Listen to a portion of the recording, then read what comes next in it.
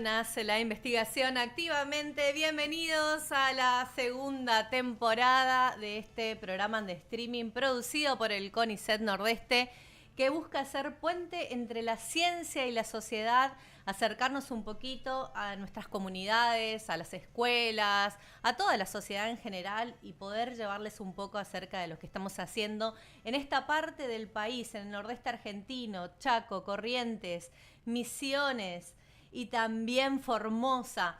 Desde aquí, desde este lugar, desde Radio UNE, hoy arrancamos la segunda temporada de Activamente con un especial que vamos a hacer, que ya les vamos a estar contando un poquito acerca de qué se trata. Pero antes de empezar, por supuesto, como siempre, agradecer en principio a nuestra exdirectora del CONICET Nordeste, a María Cristina Area, nuestra directora saliente, que fue la que siempre motivó este tipo de acciones y propuso y insistió en que podamos hacer un programa de streaming que pueda tener esta misión de acercarle a la ciencia a la sociedad, hacer un poco de divulgación científica, contarles a la gente acerca de los temas de investigación que se están abordando, pero desde un tono más amigable, que pueda también comentarles a la gente que los trabajos de investigación que se realizan en esta parte del país tienen implicancia directa en sus vidas, en sus entornos, en sus realidades,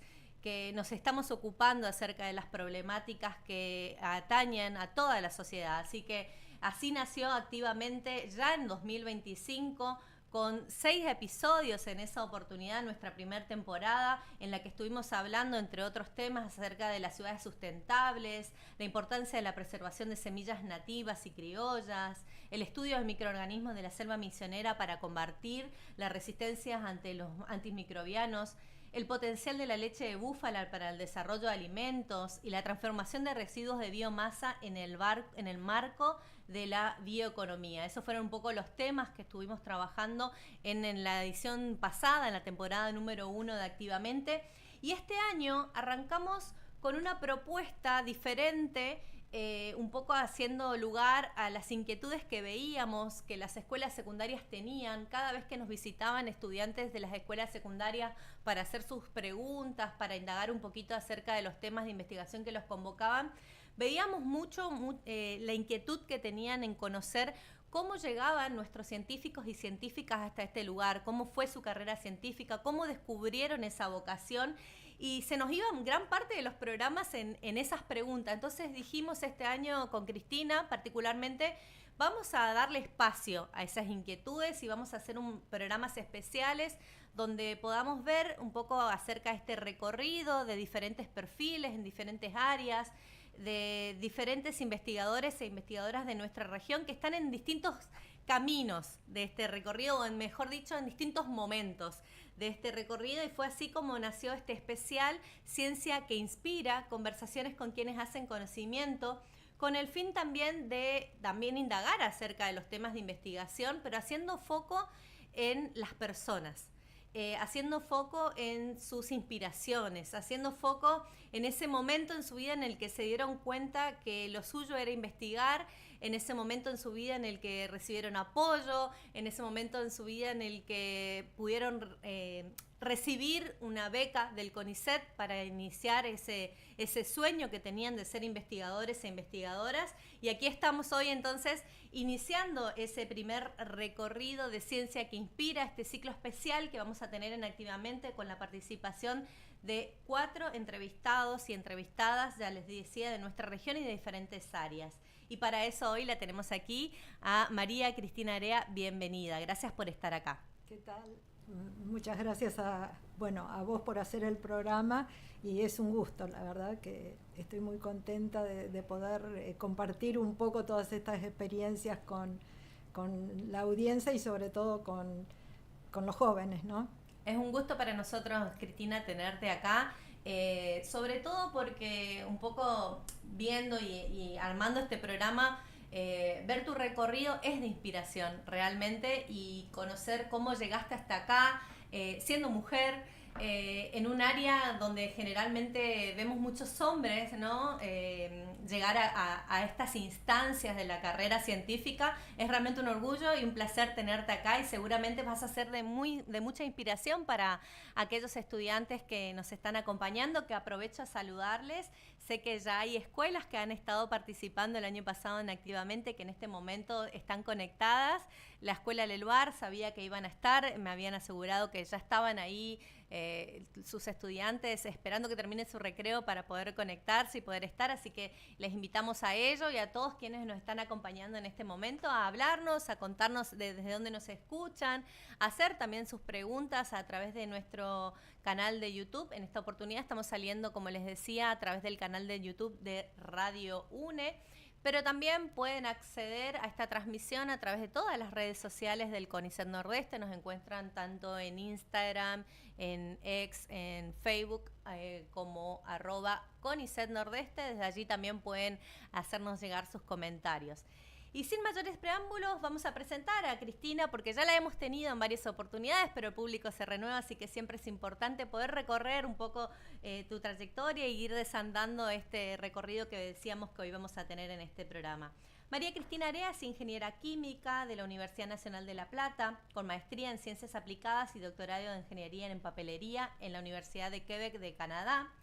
Trabaja como investigadora superior del CONICET y profesora titular en la Universidad Nacional de Misiones, y dirige el Instituto de Materiales de Misiones y el Centro de Biona. Recordemos también que hasta hace no muy poco, hace unos días atrás, era directora del CONICET Nordeste.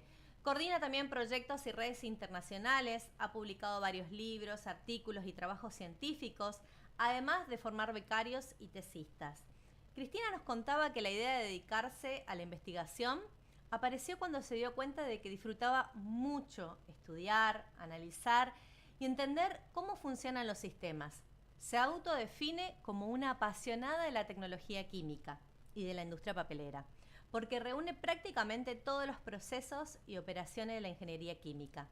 Y además, las fábricas tienen una complejidad y una escala que siempre le parecieron fascinantes. Bueno, Cristina, con esta presentación me gustaría poder arrancar un poquito acerca de cómo nace esta vocación en vos y cuándo vos te das cuenta de que lo tuyo era la ciencia, que tus intereses, que tus inquietudes iban por ahí. Bueno, justamente ayer te decía que a mí siempre me gustó mucho leer. En mi época se leía mucho más que ahora, ¿no? Y siempre fui una apasionada de la lectura y de la historia. Me gustaban muchas disciplinas. No puedo decir que de entrada nomás me dediqué a la química, porque me gustaban muchas disciplinas. En la secundaria fui una estudiante más que no sobresalí ni nada. Mis padres querían que yo estuviera en el cuadro de honor, que fuera abanderada, y yo realmente era algo que no me interesaba para nada. No, con esto quiero decir que yo disfruté de mi adolescencia como cualquiera, o sea, no es que uno tiene que estar metido en los libros y si cuando tiene 15 años no está metido en los libros, no va a ser investigador, no tiene nada que ver. En realidad, cuando empecé la carrera universitaria, que ahí empecé a darme cuenta de que me interesaba la tecnología y sobre todo la tecnología química, ahí empecé a disfrutar más del estudio. Y realmente, hice una carrera de 5 años, la hice en 5 años. Nunca me llevé una materia, nunca rendí mal una materia, ni en la secundaria ni en la universidad. Entonces pude llevar la carrera muy al día y me recibí muy joven. Yo me recibí con tenía 21 años. Terminaste tu carrera universitaria. Sí. Pero quiero volver un poquitito a esa niñez. Vos decías que recordábamos cuando veíamos unas fotos que les compartimos ahora en pantalla de cuando eras muy niña, que en ese momento se acostumbraba mucho a leer libros. ¿Qué leías, por ejemplo? ¿Ya te interesaba este tipo de lecturas, o eran más géneros vinculados a los géneros infantiles, digamos. Claro, sí, era literatura infantil. Yo desde que me acuerdo de mis cumpleaños siempre me regalaban libros, porque en esa época era un regalo usual. Entonces, bueno, las fotos que te pasé, el cumpleaños de 5 años, el cumpleaños de 6 años, yo siempre con un librito porque era lo que se regalaba. Y bueno, y leía, por ejemplo, te puedo decir que me fascinaban las fábulas y las leyendas. Por eso te decía que a mí siempre me interesó la historia y me interesó, no sé, en el colegio me gustaba muchísimo la historia de los griegos, de los romanos y todo lo que tiene que ver con la parte de las divinidades, ¿no? Así que bueno, yo tenía un libro, te puedo decir tipo 10 años, tenía un libro de leyendas que me encantaba. Y tenía una colección de libritos. Ahí vemos a la Cristina de 5 o 6 años en esa foto. Sí, tenía una colección de libritos cuando tenía, no sé, 8 o 9 años, que eran unos libritos finitos con todos los cuentos infantiles, pero adaptados para muy breves, digamos, y me los sabía de memoria, o sea, yo me tocaba así, decía esta frase, ¿viste? Me repetía de memoria la frase que decía esa página. Ahí mencionabas dos cosas que son muy importantes de destacar, ¿no? El valor y la importancia de la lectura desde la niñez, e inculcar estos hábitos de leer, ¿no? Lo bien que hace, la costumbre que antes se tenía de regalar libros, que yo creo que se fue perdiendo mucho con el tiempo. Hoy está todo más digitalizado, uh-huh. Ni hablar del problema de las niñeces y los adolescentes con las pantallas. Pero además también esto de otra cosa que señalabas, de que nunca fuiste a destacarte, digamos, en tu vida académica, si se quiere, ¿no? Pero sin embargo hoy llegaste hasta donde llegaste, ¿no? Y te pregunto, en ese recorrido, ahora sí vamos un poco más hacia la universidad, que nos contabas que te recibiste muy joven, ¿cómo fuiste involucrándote con el ámbito de la ingeniería? Porque también es algo que observábamos mucho, incluso en las otras fotos que nos pasaste, que ahora vamos a ir viendo cuando fuiste a estudiar a Canadá, incluso te habrá pasado también cuando estudiaste en la Universidad Nacional de La Plata.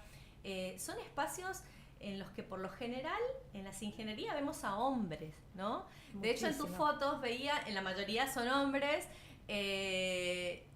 Tenías una compañera ahí, esa foto, según nos contabas, era en la defensa de tu tesis, sí, de maestría, ¿no? En el doctorado. El doctorado en Canadá. Y la mayoría hombre. Entonces, ¿cómo fue, en principio, ese que te decidas a estudiar una ingeniería, que quizás no era un área en la que por lo general veíamos hombres, y además también viniendo de una familia, por lo que nos contás, que no es que tus padres eran ingenieros, o no venía de ahí tu vocación? No, para nada. No, a mí me gustaba la química. Me encontré con la química en realidad en el último año de la secundaria, porque yo hice un bachillerato con orientación docente y entonces no era demasiado tecnológico. Y me fascinó la química, pero no la bioquímica, o sea, no la parte más orientada a la medicina, sino la química de las reacciones. Y bueno, y la ingeniería es la que tiene reacciones químicas. Entonces, podría haber sido una licenciatura, pero es como que me gustaba más la cosa práctica, ¿no? Y entonces, bueno, ahí empecé a estudiar ingeniería y la verdad es que a medida que iba avanzando en la carrera me iba apasionando. O sea, cada materia que veía y cada disciplina interna dentro de la ingeniería química me apasionaba más. Así que, digamos, terminé fanática de la ingeniería química, la carrera, muy estudiosa, ya te digo, muy buena, muy buen promedio, que para lo que venía de la secundaria, si bien no me había llevado ninguna materia, pero no era sobresaliente, y me lo tomé diferente, ¿no? En la universidad. Qué importante estudiar algo que a uno le gusta. Por supuesto. Es clave, ¿no? En la universidad es clave que estudiar algo en lo que a uno le guste. Sea la carrera, sea la orientación que sea. Siempre yo considero que las mentes que se han destacado tienen que ver con eso, con que combinan el conocimiento con la pasión. Exactamente. Y vos fijate que hablando más o menos de lo mismo, en mi carrera de grado en La Plata, justamente por estar en La Plata, donde está muy fuerte la industria petroquímica, era todo petroquímica, o sea, yo estudié todo petroquímica. Y después me vine a vivir a Misiones, lejísimos del petróleo. Entonces me encontré con un mundo diferente. Me encontré que para empezar una carrera, porque ahí fue donde pedí la beca al CONICET, tenía que empezar otra disciplina, ¿no? Y cómo me encantó, o sea, todo lo que tiene que ver con celulosa y papel me encantó, empezando con lo que es la madera, por ejemplo, o sea, las virtudes de los árboles y lo que son todas las plantaciones renovables, todos los beneficios que traen, la industria, que es una industria, como vos decías, que realmente tiene todo. Vos, una fábrica de pulpa y papel tiene todas las operaciones y todos los procesos que podés llegar a ver en la carrera. Así que fascinante. Ya vamos a avanzar por ahí, pero quisiera también volver a esta instancia de la universidad. ¿Tuviste referentes? Porque en ese recorrido yo siempre considero que es importante al maestro que uno tenga al lado y a cómo ese maestro también está dispuesto a ser superado por el alumno o alumna en este caso. Y a la generosidad que tienen en compartir conocimientos, en compartir oportunidades y en brindar oportunidades. En tu caso, ¿tuviste referentes que te acompañaron en esa trayectoria y te animaron a seguir?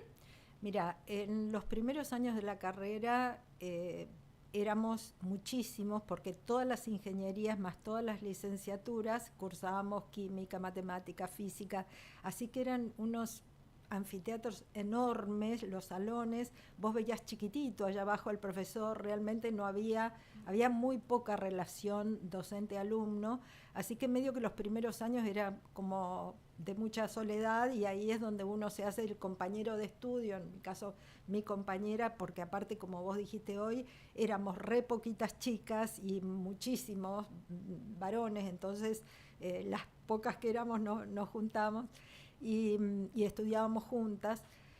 Así que los primeros años, yo te diría, los primeros 3 años es como que nos arreglamos bastante solos. Pero después, ya cuando uno entra en la especificidad de la carrera, que son las materias más lindas, ¿no? Las que no son tan básicas, sí, ahí ya los docentes ya los teníamos más cercanos, y particularmente yo tuve un profesor que era fanática de sus clases, en realidad varios, ¿no? Fíjate vos que en esa época teníamos un profesor que había renunciado a la universidad y trabajaba en Atanor, en un profesor de procesos químicos, y iba a darnos clase los sábados, porque él quería dar clase, pero ya no trabajaba, o sea, no cobraba, ¿no?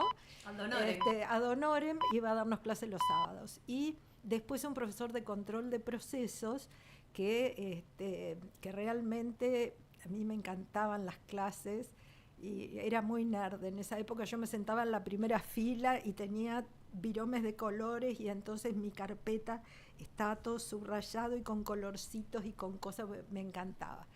Y ese profesor fue el que, cuando yo le conté que me venía a vivir a Misiones, me dio una nota para un profesor que conocía en la Universidad de Misiones, y ahí empezó la cadena, ¿no? Me dio una nota de referencia, donde pedía que me recibieran, que yo venía a trabajar, y bueno, y así empecé en la Universidad de Misiones, ¿no? Gracias a ese contacto de ese profesor. Siempre en estos caminos hay un punto de inflexión, hay alguien, hay algo que marca ese inicio, y sin dudas que este profesor que nos decían que trabajaba de honor en, además, dato no menor, y dato muy propio de la universidad pública, a la que debemos defender tanto, sobre todo en estos tiempos. Siempre hay alguien que ve el talento, o que ve, más que nada, ve la vocación.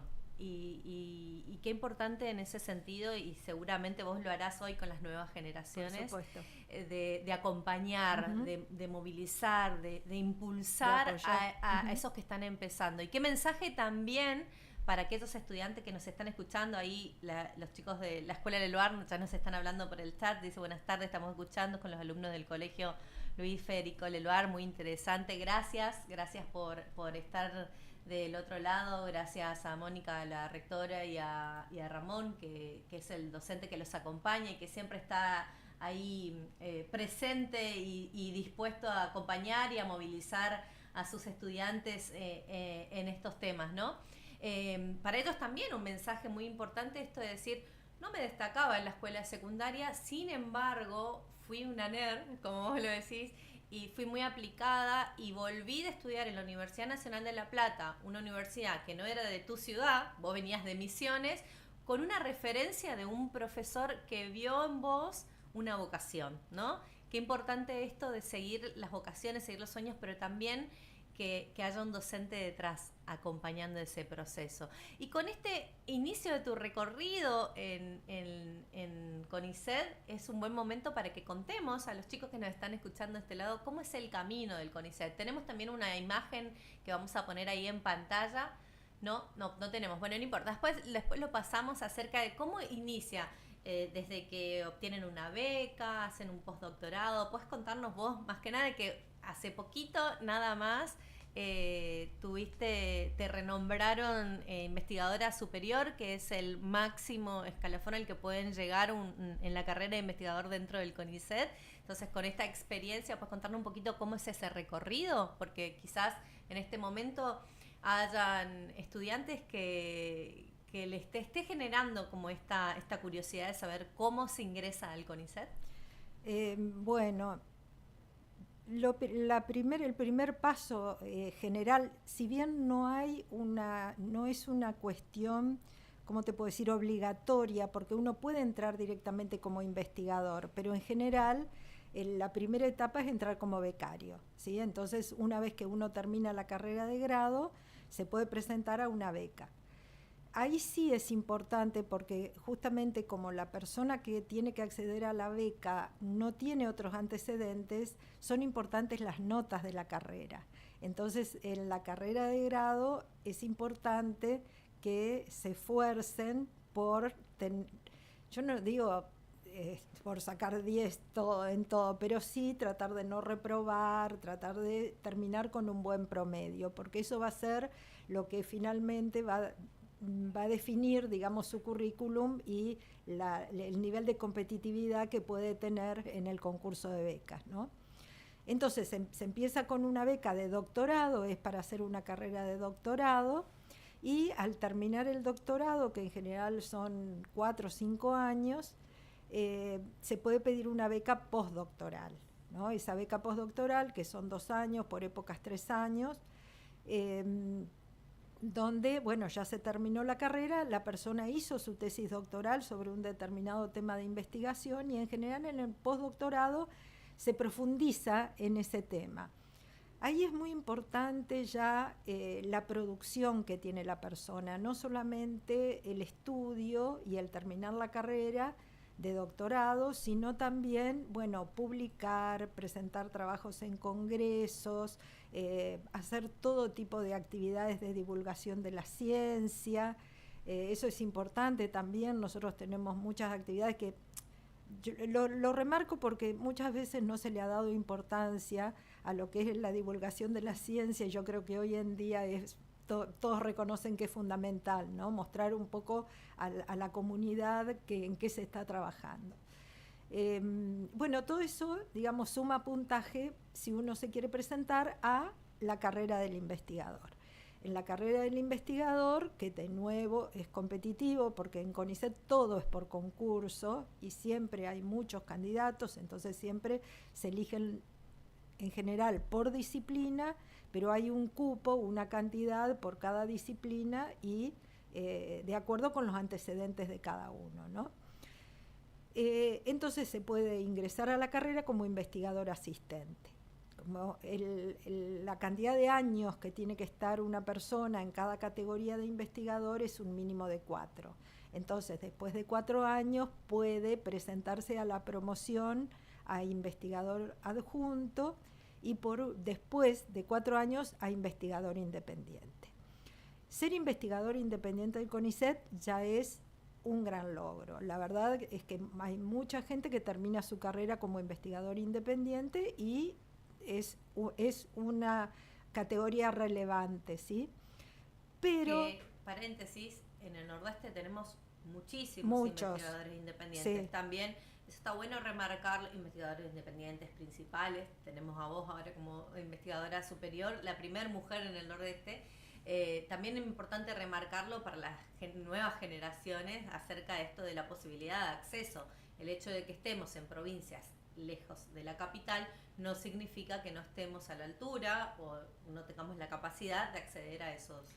Claro, y más en esta época, porque en otras épocas era más complicado porque había menos investigadores que pudieran ser directores.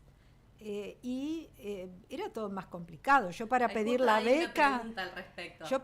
beca me tuve que venir a buscar los formularios a Corrientes, porque en ese momento era todo en papel, no había nada en Misiones, no existía ni el correo electrónico. Los chicos van a decir, bueno, está desde la prehistoria, pero más o menos, porque en realidad es así, era así. Ahora es todo muchísimo más sencillo porque tenemos no había ni siquiera institutos en Misiones en esa época. No, si los institutos de Misiones los de acá. Bueno, estaba el SECOAL. El SECOAL, claro, que es uno de los más antiguos y que tenemos en el Nordeste. Digamos, el Instituto de Botánica del Nordeste y el Centro de Ecología Aplicada al Litoral eran los dos que estaban acá, pero que tampoco tenían que ver con tu línea de investigación. No tenían nada que ver. Porque son más de la línea de ecología, ¿no? Y biología. Y bueno, ahora hay institutos, hay investigadores de todas las disciplinas que tienen categoría como para dirigir las tesis doctorales. De hecho, hay interdisciplina. Por ejemplo, nosotros ahora con un investigador del Instituto de Botánica del Nordeste y yo por el Instituto de Materiales de Misiones estamos codirigiendo una becaria que está haciendo su tesis sobre materiales a partir de hongos. O sea que es lo que se algo puede que no lograr se de todo en ese momento. ¿Sí? Acá, respecto a esto que hablabas, Priscila Martres, de sexto tercera del Colegio Leluar, nos dice: ¿cómo era ser becaria en los 80s? ¿Sintió la brecha jerárquica o salarial? Muy buena pregunta la de Priscila. Bueno, le voy a decir a Priscila que la beca salarial la vengo sufriendo desde el día 1, porque tanto en las universidades como en el CONICET siempre tuvimos problemas con los estipendios de las becas, con los sueldos, nunca, o sea, si vamos a... Yo hablo maravillas de la investigación y de ser investigador, pero puedo decir claramente que si a alguien le interesa el dinero, no sería la línea a seguir, ¿no? Pero bajamos bueno, la cantidad de seguidores, ¿no?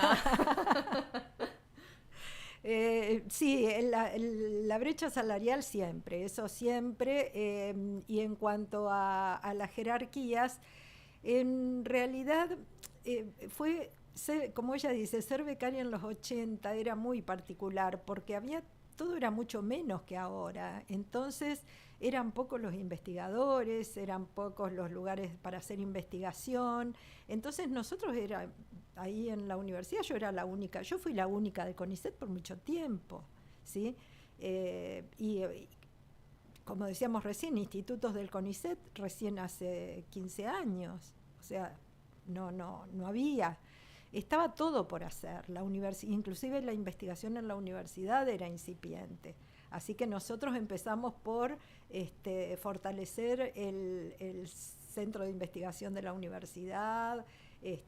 Después, digamos, de mi beca de CONICET, yo ingresé ya en la docencia, ¿no? En la universidad.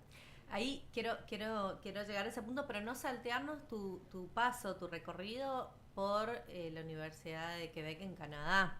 ¿Por qué decidiste irte a Canadá? Y también ahí hay una cuestión muy importante a destacar que tiene que ver también con otra de las preguntas que nos están haciendo acá en el área. Ya vamos a dar lugar, agradecemos porque están a full en el chat y súper interesantes todas las preguntas que nos hacen. Pero sin espolear, no quiero espolear porque lo que viene tiene que ver en relación con esto. ¿Por qué decidiste ir a estudiar de allá?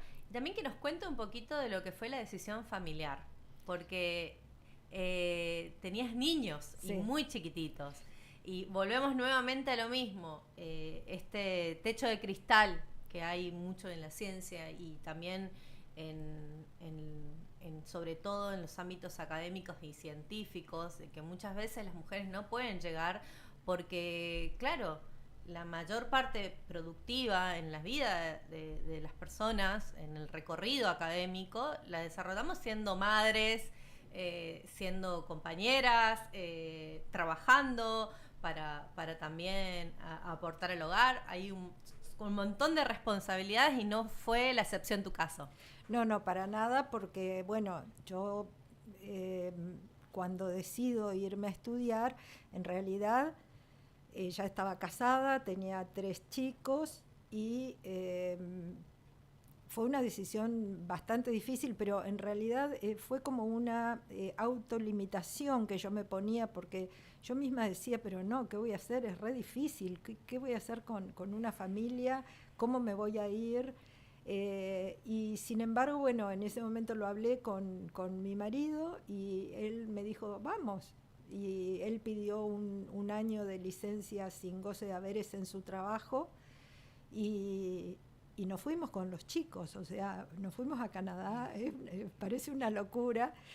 Y estuvo muy interesante porque, bueno, para tomar la decisión de ir a Canadá, vos me preguntabas por qué. En realidad, por la línea de investigación que yo estaba siguiendo en ese momento, había 2 lugares, digamos, 2 centros importantes, uno en Finlandia y otro en Quebec. Como yo había estudiado francés, a mí el de Quebec me resultaba más simpático desde el punto de vista de la facilidad idiomática, ¿no? Entonces escribí y ahí me dijeron que me contactara con un profesor en particular y bueno, cuando hablé con él le expliqué cuál era mi intención, que yo quería ir y entre los dos acordamos el tema y en realidad yo no me fui con una beca de acá, sino que él me pagó, o sea, él me pagó por sus proyectos de investigación, cosa que se da mucho en Estados Unidos, en Europa, no tanto acá, pero en otros lugares, que los profesores tienen subsidios importantes y entonces pueden pagar becarios, contratar becarios para que participen en sus proyectos y a su vez hagan los estudios de posgrado. Entonces, bueno, eso arreglé con él y él me financió ese año de carrera. En realidad las maestrías, porque esa primera vez que fui fue a hacer una maestría, era de 2 años y yo le dije, no, yo me puedo ir 1 año.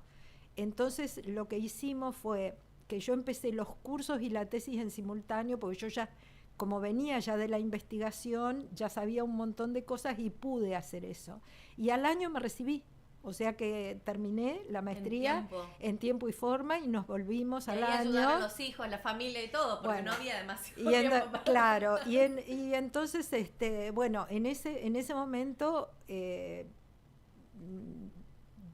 era mi marido el que se ocupaba de los chicos básicamente, pero después, una vez que volvimos a la Argentina, pasados unos años, mi director, el que había sido mi director en Canadá, me escribe para decirme que había unas pasantías del gobierno de Quebec de 6 meses y que a él le parecía que yo tenía que presentarme.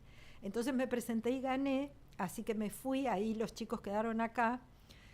Por eso, hablando, esto va justamente a la importancia de la familia, del apoyo familiar, ¿no? Porque yo digo, yo hice una carrera maravillosa, pero no hubiera sido nada sin un montón de gente que me ayudó siempre, ¿no? Porque es muy difícil para una mujer si no llegar a hacer esas cosas. Justamente una de las preguntas que nos hacía en el chat Pedro Ramón Romero dice, soy Romero Tania, perdón, del Colegio Dr. Luis Federico Leluar. Dice, quisiera preguntar si fue difícil para usted estudiar y desarrollarse profesionalmente siendo mujer y en su área particularmente. Mira, la dificultad no viene del hecho de ser mujer, porque yo creo que nosotros tenemos condiciones espectaculares para desarrollar nuestras carreras y hacer investigación, porque tenemos una capacidad de concentración, de multitask y un montón de cosas que por ahí los hombres no tienen, ¿no? Cada uno tiene lo suyo. Pero sí el hecho de la responsabilidad que es como que siempre cae en la madre, siempre cae, ¿no? Hay mucha cosa que uno siente como que no se puede desprender y tiene que hacer todo junto. Entonces es muy exigente, ¿sí? Pero nada indica que no se puede hacer, ¿no? Con un poquito de ayuda, como yo te comentaba recién, se puede hacer, y es muy importante porque el nivel de satisfacción que uno tiene cuando uno dice, ay, son pocas mujeres, mirá, la primera mujer investigadora superior, es como que uno representa a un género, ¿no? Entonces es súper importante. Hay muchas preguntas sobre esto. También Garrido Sofía nos preguntaba lo mismo. Se ve que el público femenino, nuestras jóvenes que nos están escuchando, se sienten muy movilizadas por esta trayectoria, porque es como vos decís, está como culturalmente establecido esto de que las mujeres tenemos que relegar un poco la carrera por un tiempo, pero no es así. No, y bueno, yo siempre digo que, bueno, si los que conocen a Mafalda, el personaje de Susanita, que lo que quería era casarse y tener muchos hijitos, ¿no? Y yo siempre digo que yo soy una heredera de esa generación, porque de hecho nunca pensé en no casarme. O sea, ahora las nuevas generaciones a veces ni piensan en tener hijos, por ejemplo, ¿no? Es como que, bueno, sí, están en pareja, pero tener hijos es como una cosa secundaria que ni se les ocurre. En cambio, para mi generación era muy importante. O sea, yo nunca se me ocurrió no casarme y no tener hijos, ¿no? Pero además quería ser profesional. Yo quería todo, ¿no? Entonces, en ese querer todo, como te decía, bueno, me ayudaron mis abuelos, mis padres, todo el mundo, mis tíos, siempre, porque tampoco yo quería que mis hijos vivieran en la guardería. Entonces lo que hacía era, en los horarios que yo no estaba, o estaba mi mamá, o estaba mi abuela, se turnaban, ¿no? Pero la importancia de la red. La red, claro, que sostenga, sí, acompañe y apoye, ¿no? Sí. Tenemos muchísimas preguntas, no sé por dónde seguir, pero no nos va a alcanzar la hora del programa, pero bueno.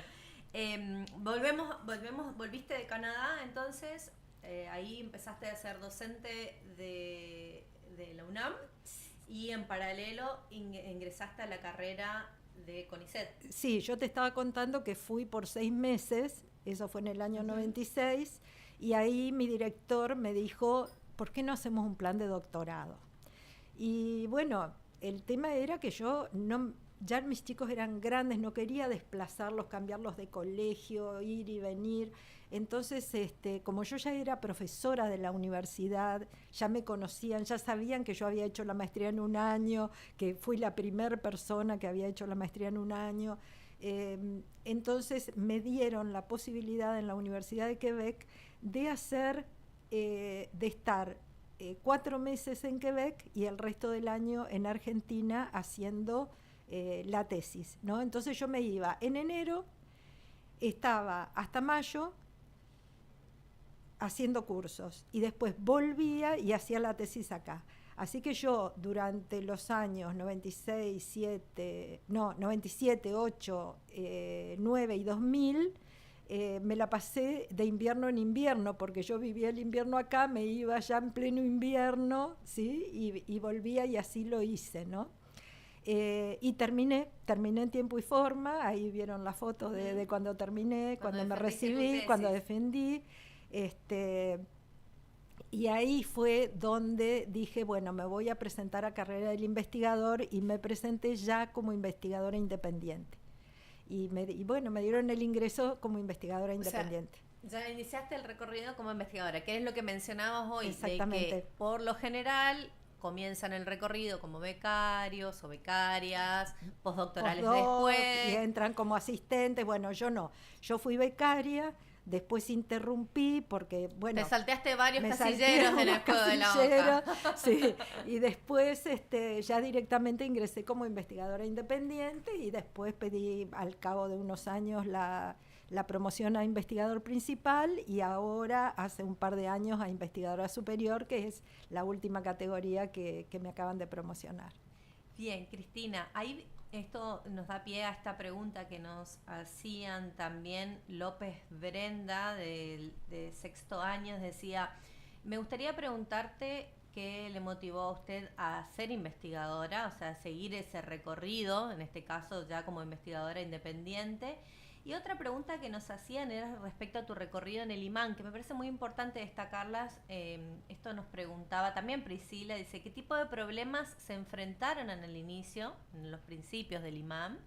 ¿Y cómo manejaron el centralismo porteño en instituciones? Hay una interesante pregunta también para poder hablar acerca del rol que cumple el Centro Científico Tecnológico Nordeste, que hace poquito nada más cumplió 17 años aquí en nuestra región. Bueno, voy a empezar justamente por esta pregunta del instituto. El Instituto de Materiales de Emisiones surge por una inquietud justamente de algunos investigadores que éramos del CONICET en ese momento, que no éramos muchos, en la Universidad de Misiones, particularmente en la Facultad de Ciencias Exactas, Químicas y Naturales. Pero ¿por qué se da en ese momento? Porque en ese momento hubo una apertura de CONICET que siempre se manejó en forma centralista, como bien están mencionando esta persona que hizo la pregunta, no sé si era Priscila que preguntó. CONICET siempre fue muy centralista, desde sus orígenes, que se creó en el año 1958, hasta prácticamente el 2008 en que se crea el CCT, ¿no es cierto? 2009. O 2009, bueno, cuando se toma la Formalmente, decisión, digamos. Sí, y sí, se hacen los trámites, ¿no? Hasta ese momento ni soñábamos nosotros en poder crear un instituto ni tener posibilidades de tener una participación activa en la vida del CONICET. Era como que éramos investigadores de CONICET, pero lo que hacíamos era tener el cartelito de que éramos CONICET, pero nada más, ¿no?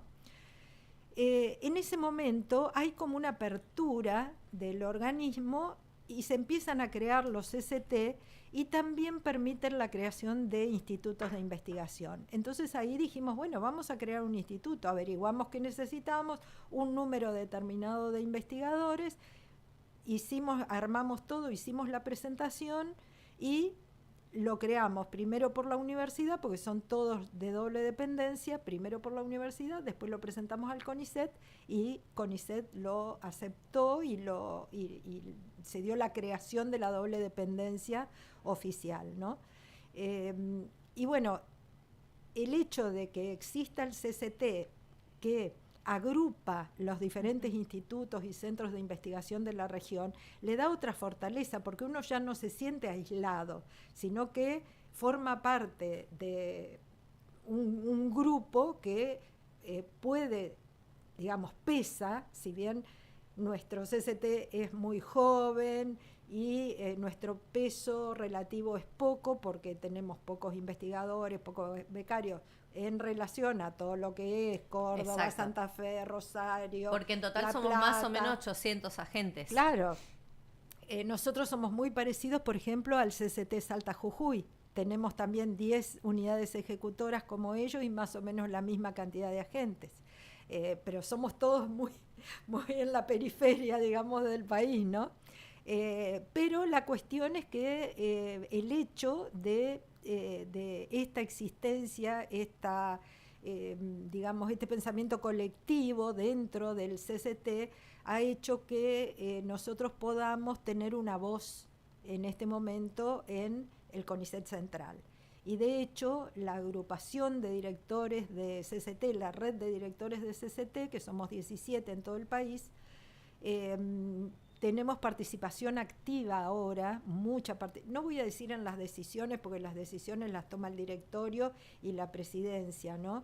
Pero estamos enterados de las cosas, tenemos un cierto peso, digamos, en la distribución, ¿sí? Porque eso es importante, porque antes toda la distribución era los que más tienen siempre fueron los que más recibían, porque si todo se medía por la cantidad de publicaciones que tenés, y bueno, entonces, claro, los de los grandes centros eran los que tenían más recibían más siempre, ¿no es cierto? Totalmente. Más tenés, más podés tener. Recordemos al público que cuando hablamos de CCTs nos referimos a los centros científicos tecnológicos, que son los organismos en la región, es decir, en las localidades. En este caso, nuestro centro científico tecnológico funciona con un perfil regional, ya que involucra tanto a Corrientes como Misiones, Chaco y Formosa. Y estamos en el territorio, ¿no? Es como una delegación, una delegación política y administrativa del CONICET en la región. Exactamente. ¿Sí? Y el director del CCT vendría a ser el representante del CONICET en la región. En la región, exactamente. Bien, yéndonos un poco más a lo contemporáneo, porque tenemos re poco tiempo, pero vamos a tratar de dar lugar también a todas las preguntas. Me parecen súper interesantes este feedback que está habiendo con el público, porque hay mucha curiosidad. Ya lo veíamos en otros programas también. Contanos un poco cómo surge esta inquietud de trabajar específicamente con todo lo que tiene que ver con biomasa. ¿Cómo inicia ese recorrido? ¿En qué estás trabajando hoy también? ¿Cuáles fueron los hitos más importantes? Porque acá hay una de las preguntas en relación a esto que te preguntaba específicamente sobre tu tema de investigación. Nos preguntaba Maciel Luana acerca de cuál de todos tus proyectos, me dice, pensás que tuvo más impacto en cuanto a colaborar con el ambiente.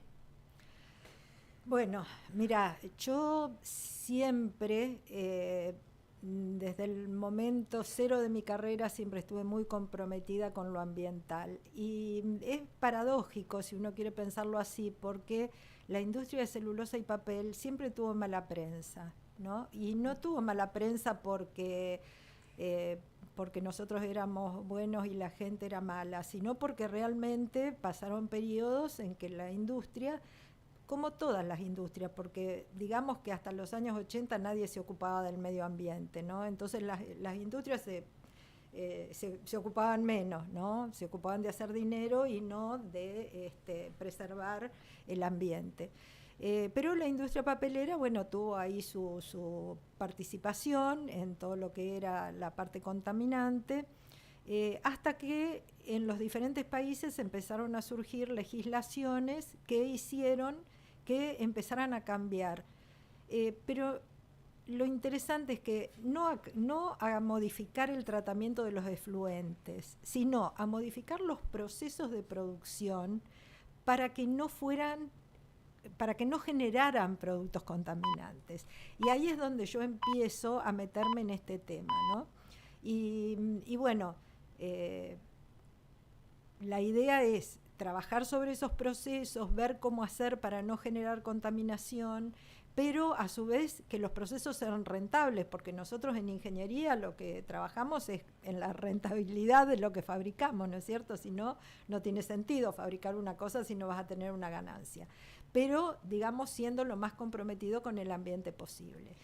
Ahí estábamos viendo recién una foto en pantalla.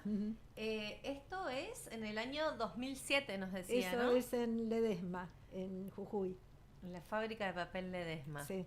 Y también teníamos otra muy reciente con Plastini, cuando se sí. Ahora tenemos un convenio con Plastini para hacer bioplásticos, sí.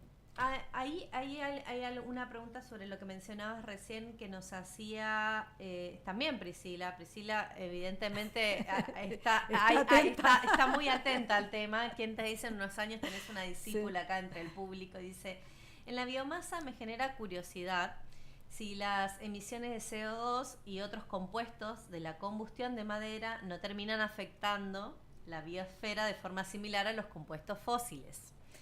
Y también dice, ¿qué tan viable es priorizar el uso de residuos forestales para que el impacto ambiental sea todavía menor?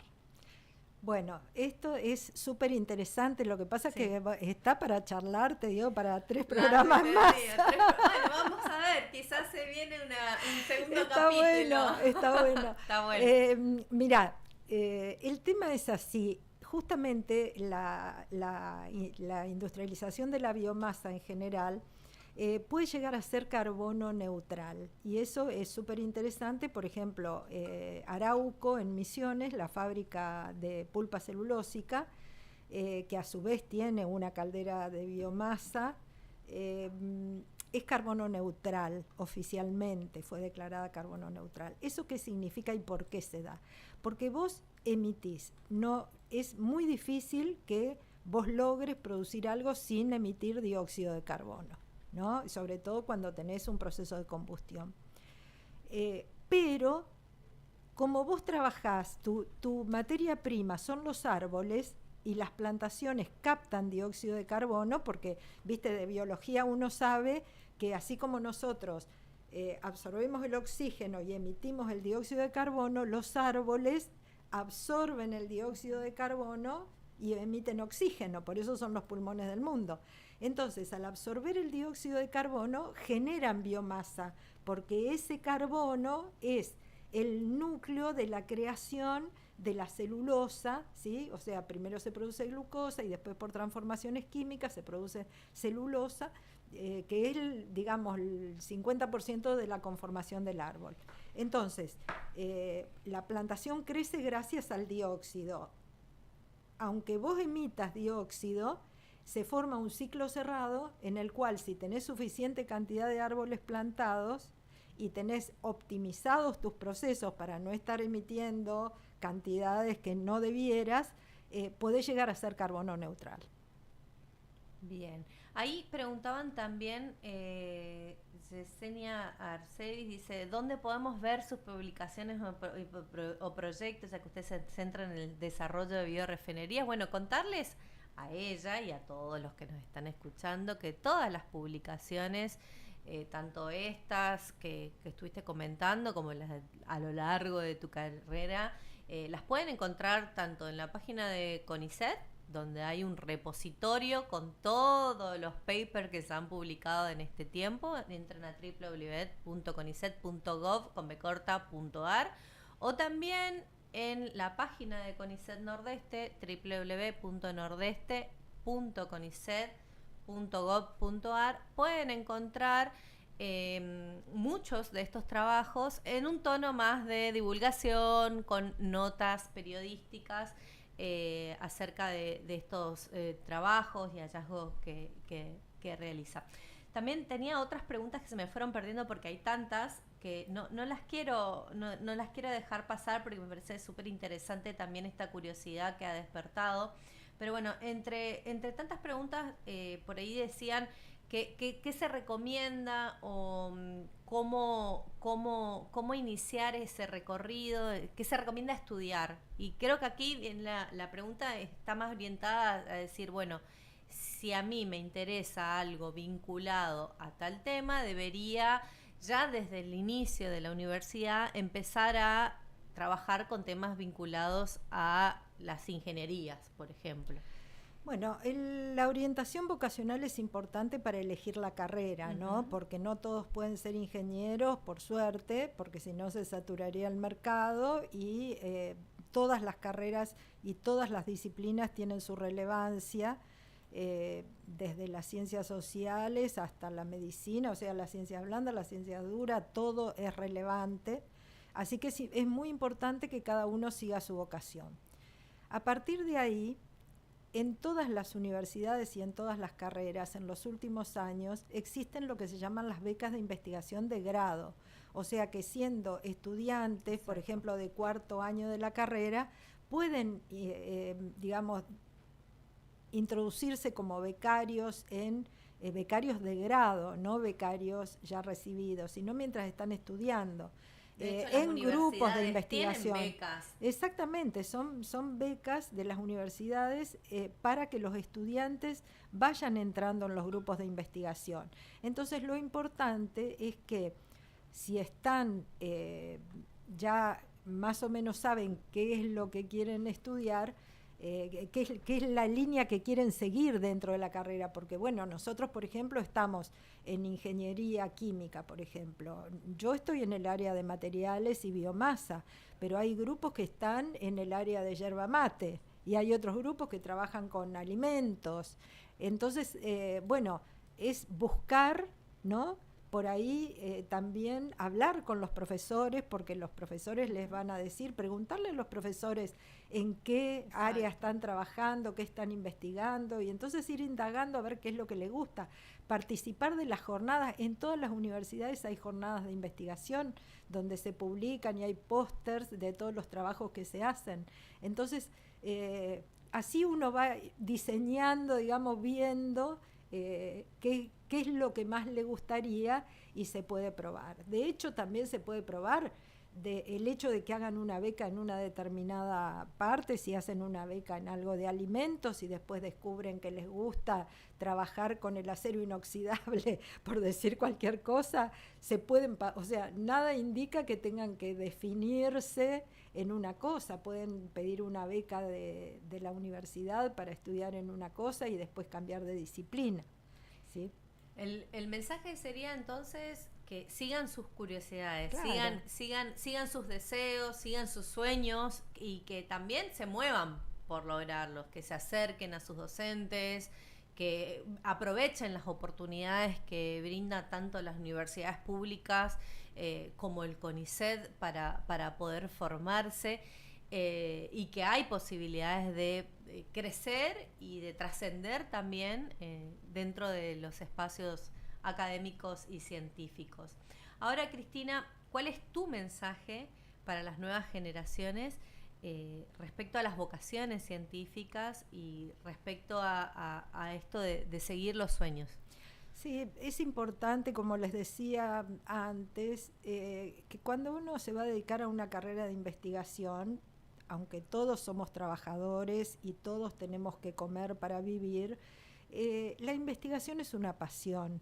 Entonces, lo importante es que uno se apasione con lo que hace. Si uno lo toma como un trabajo en el que se tiene que poner el despertador y levantarse a la mañana y ir como una obligación, es como que no sería la vía, la línea que tendría que seguir. El investigador en realidad es una persona a la que realmente se apasiona por lo que hace, piensa todo el día en lo que hace, se va a la casa y sigue pensando, porque así es como se resuelven los problemas.